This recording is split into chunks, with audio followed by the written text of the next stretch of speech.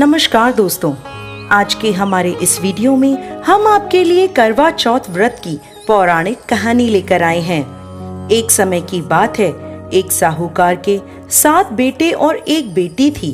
कार्तिक मास के कृष्ण पक्ष की चतुर्थी तिथि को साहूकारनी ने अपनी बहुओं और बेटी के साथ करवा चौथ का व्रत रखा। जब साहूकार के बेटे भोजन करने बैठे तो अपनी बहन से खाना खाने को कहने लगे, तो वह बोली, भाई अभी चांद नहीं निकला, मैं चांद को अर्घ देकर ही अपना व्रत खोलूंगी। साहूकार के बेटे अपनी बहन से बहुत प्रेम करते थे। वो उसे भूख से व्याकुल नहीं देख पाए। उन्होंने नगर के पास की एक पहाड़ी पर दीपक जलाकर चलने की ओट में रख दिया और बहन से बोले, देखो बहन, चांद निकल आया, अब तुम अपना व्रत खोल सकती हो। साहूकार की बेटी दौड़ी दौड़ी भाभियों के पास गई और कहने लगी, भाभी देखो चांद निकल आया, चलो व्रत खोलते हैं। ये सुनकर भाभियां बोली, बाईसा ये तो आपका चांद निकला है, हमारा चांद निकलने में अभी समय है। भूख से व्याकुल साहूकार की बेटी चांद को अर्घ देकर भोजन करने बैठ गई।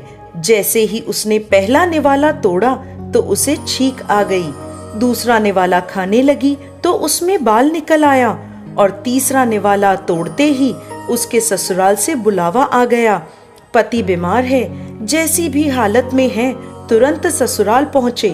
माँ बेटी को विदा करने के लिए जब बक्से में से कपड़े निकालती है तो बार बार काले और सफेद रंग के कपड़े निकलते हैं। वो घबराकर अपनी बेटी से बोली, बेटा रास्ते में जो कोई भी छोटा बड़ा मिले सबके पैर छूती जाना, और जो कोई भी तुझे बूढ़ सुहागन होने का आशीर्वाद दे वहीं अपने पल्ले में गांठ बांध लेना। बेटी बोली, ठीक है माँ, और वह अपने ससुराल की ओर चल दी। रास्ते में जो भी उसे मिला वो सबके पांव छूती गई। सबने सुखी रहो, खुश रहो, पीहर का सुख देखो, ऐसा आशीर्वाद दिया। देखते ही देखते वो अपने ससुराल पहुंच गई। ससुराल के आंगन में छोटी ननद खेल रही थी। जब उसके पास गई तो उसने आशीर्वाद दिया, सदा सौभाग्यवती रहो, पुत्रवती हो।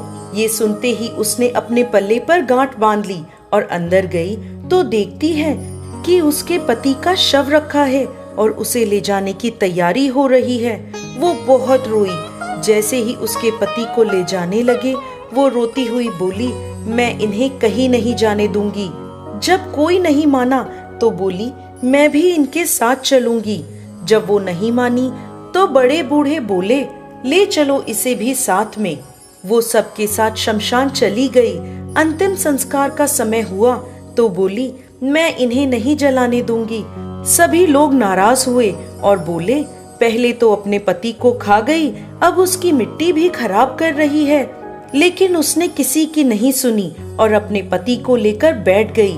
परिवार के बड़ों ने निर्णय लिया कि इसे यहीं रहने दो, एक झोपड़ी डलवा दो।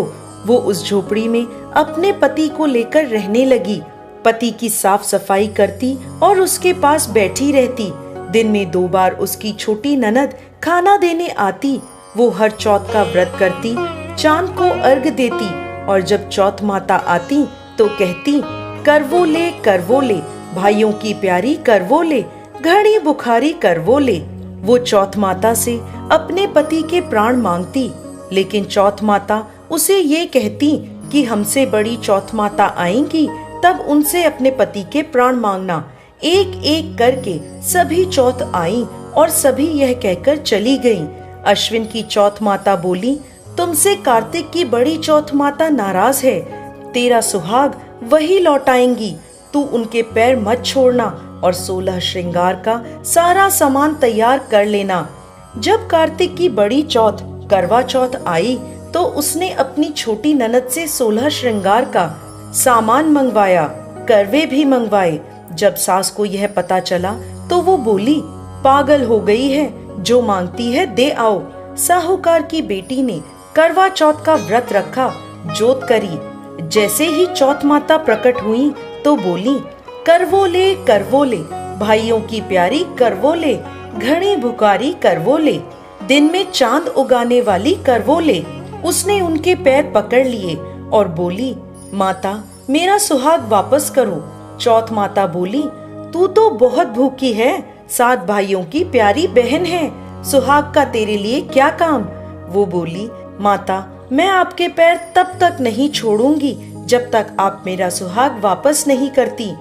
चौथ माता ने एक एक करके उससे सुहाग का सारा सामान मांगा और उसने 16 श्रृंगार का सारा सामान चौथ माता को दे दिया।